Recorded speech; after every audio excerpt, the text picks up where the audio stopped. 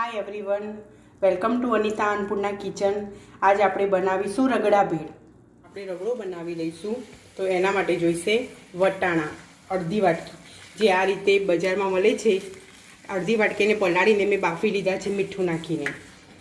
એક બટાકું, મરચું, લીમડો, મીઠા લીમડાના પાન, વરિયાળી, તલ, હળદર, ધાણા જીરું, ગરમ મસાલો, મીઠું, હિંગ, મરચું અને તેલ. તો આપણે સ્ટાર્ટ કરીએ. પેન મૂકી દીધી છે, ગેસ ચાલુ કરી લીધો છે. હવે એના અંદર 4 ચમચી જેટલું તેલ લઈશું. તેલ ગરમ થઈ ગયું છે, તો એના અંદર આપણે હિંગ નાખી દઈશું. પછી લીલા મરચાં નાખી દઈશું. તલ, વરિયાળી અને મીઠા લીમડાના પાન. ગેસની ફ્લેમ સ્લો કરીશું.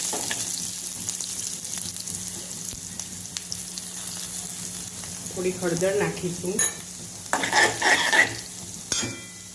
બટાકું નાખી દઈશું.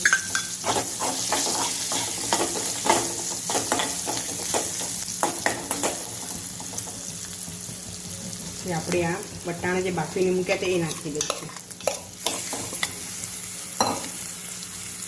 એને મિક્સ કરીશું.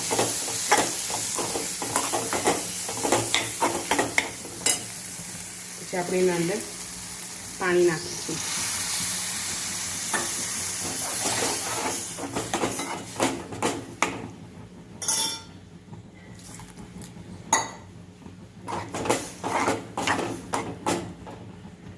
એના અંદર આપણે મસાલા કરીશું.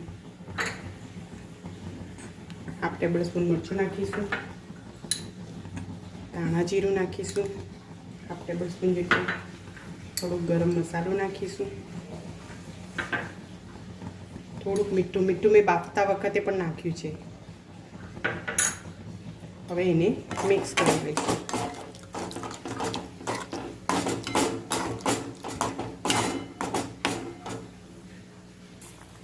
આ રીતે ઉકળે એટલે 1 ટેબલસ્પૂન જેટલી ખાંડ નાખીશું. 1 ચમચી જેટલો લીંબુનો રસ નાખીશું. હવે એને મિક્સ કરીશું.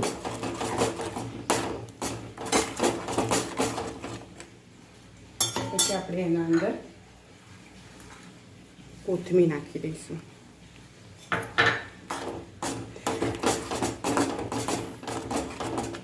આપણો રગડો તૈયાર થઈ ગયો છે.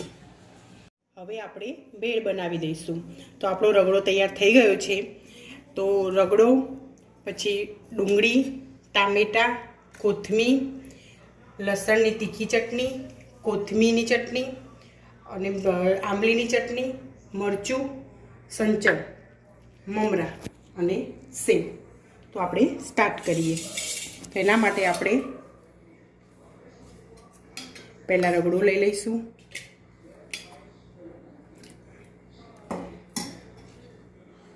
પછી આપણે આંબલીની મીઠી ચટણી લઈ લઈશું.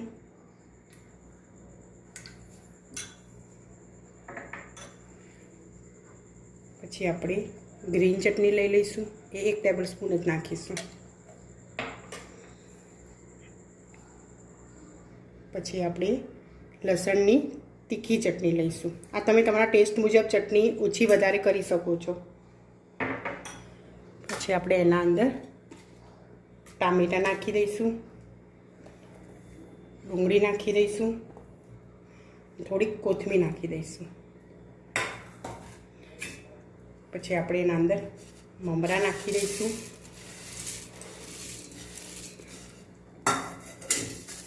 સેવ નાખી દઈશું. પછી આપણે એના અંદર થોડુંક સંચળ નાખી દઈશું અને મરચું નાખી દઈશું. હવે એને આપણે મિક્સ કરી લઈશું. તો આપણી ભેળ તૈયાર થઈ ગઈ છે. હવે એને આપણે સર્વ કરી લઈશું. એના ઉપર આપણે થોડાક કાંદા નાખી દઈશું. થોડી કોથમીર નાખી દઈશું અને થોડું ટામેટાં નાખી દઈશું.